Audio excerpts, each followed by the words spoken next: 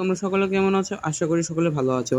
আজ নবম শ্রেণী পৃষ্ঠা ৭৬ ছক নিয়ে আলোচনা করব। তৃতীয় অধ্যায়, প্রথম পরিচ্ছেদ, নৈতিক মূল্যবোধ ও আদর্শ জীবন চরিত্র। প্রতিদিন আমরা নানা রকমের কাজ করি। এর মধ্যে কিছু কেবল নিজের প্রয়োজনে করি, আবার কিছু কাজ করি অন্য কারোর জন্য।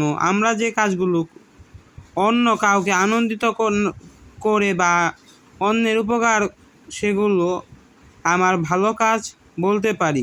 তোমার জীবনে করা সবচেয়ে ভালো 5টি কাজের তালিকা করো। ছক 3.1, আমার যত ভালো কাজ। 1 নাম্বার, বস্ত্রহীন এক ব্যক্তিকে বস্ত্র প্রদান করা। 2, একজন অসহায় ব্যক্তিকে সাহায্য করা।